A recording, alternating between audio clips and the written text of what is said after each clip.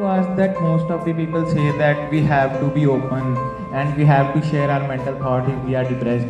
But sir, nobody tells us how we can just cope up with our mental issues and how we can be open to all this. How to break that, we can say, stigma or everything to open up with others.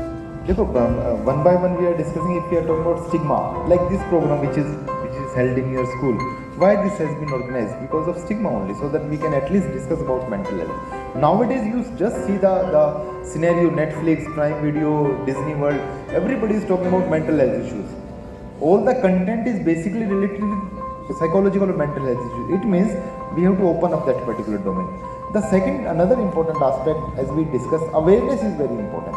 If you are aware about mental health, then only you can discuss with that particular issues. Don't try to be more, go in thinking process. If I share what he will think about me, don't go in that particular direction. If you are thinking the person is genuine, the person is trustworthy, the person can take your things confidential, you must try, you must share with them. That is very important. So individual genuineness is very important. That you should understand, right? And sir, if we want to share something with our elders, but we know that our elders are not such, we can say, they can't take our thoughts, they are not able to take our thoughts in a good manner, or they can think of some other perspective. So how we can make them to understand our thoughts also? This is very common scenario nowadays. If we are saying we can't share everything with the parents due to this generational gap, there are so many other issues. So first thing, we have to discuss the person who is available in your family, who can listen you. That is very important also. If you think my brother is very amenable to you, my sister is very amenable to you, my teacher is very amenable to, just share with them. There must be one moderator between your parents and between you, who can share this concept, who can discuss this concept, right? Sharing. So that we have to inculcate in our personality, that we have to share. That is one thing. The second pertinent issues in this particular domain, this identity crisis never comes alone. Just try to understand. This is a process. For example, if we start with childhood issues, if we start with family issues, if we start with your developmental issues, if we start with your bullying issues, if we start with so many other issues, that will come very slowly. It will start with your self-esteem first. It will start with your self-concept first. That will lead to self-efficacy. So it is a process. Just try to understand the issues which you have in your past.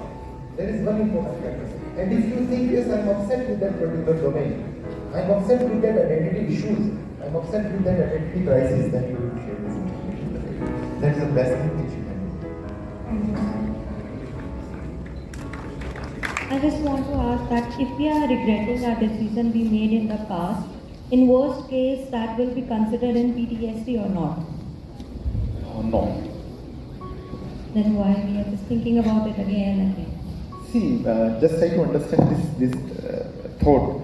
Like you are still connected with that particular thought which is not important, and that thought which is giving you distress, you have to either modify that thought, remove that thought, or retard that thought. For example, if some guest is coming to you in your family and you don't like that guest, but you are serving tea, coffee, biscuits, sweets, you don't want that guest should come in your life or in your home, what will you do?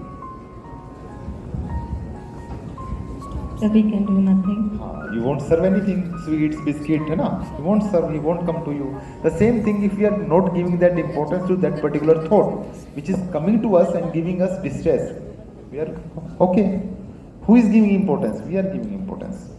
But sir, it was like an important decision at some point of time. That was past, That was in past. Because nowadays what we are doing, we have to implement two things in our life, here and now. Whatever we are doing, we should do in two principles, here and now. If we talk about more towards past or future, we are upset. So that we have to identify whether this was important or not. The answer will be no. That was important maybe 1 month back. That is not important today. Now if you are thinking about your 8th exam, oh yeah, my percentage was very low in 8th class. Do you think you can do something for that? No, we can't do. There is no rectification for that. Then why we are thinking? Right? Thank you, sir. Hello. If a person talks about money most of the time and thinks it's the most important criteria, can it lead to depression too? See, for depression there are few symptoms. As I said, sadness, decreased interest, suicidal ideation, bleak future, hopelessness, helplessness, है ना? These are the core symptoms of depression. If somebody is only thinking about money matter, we have to see some other factor. For example, he is unable to resist that particular thought.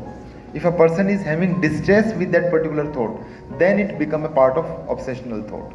But if somebody is very happy with this thought, that I want to earn lots of money, I have to purchase BMW, Jaguar, you know, these are the thoughts, but these thoughts are very comfortable to him. That is not diagnosis, that is not issue. So with any symptom, if there is a distress applicable with that particular symptom, then it will become an illness, otherwise no. Today's discourse on mental health has been both eye-opening and enlightening, and we owe our heartfelt thanks to Dr. Sony for sharing his expertise, insights, and experiences with us. In a world where mental health concerns are on the rise, the knowledge and wisdom imparted to us by Sir is invaluable. We now understand the significance of seeking help when needed and offering support to those who are struggling. It is without a doubt a life-changing lesson that we will carry with us throughout our lives. I also want to thank all of you, the audience, for your active participation and thoughtful questions during the session. In addition, I would like to extend our heartfelt gratitude to our school principal, Sister Siji, for her unwavering support in making this session possible. Her dedication to the well-being of our students is truly commendable. Thank you, sir, for being an inspiration to all of us. Your words will resonate with us as we continue to work towards a society that is more compassionate, understanding, and supportive of mental health issues. Thank you all for being a part of this enlightening session. Have a wonderful day.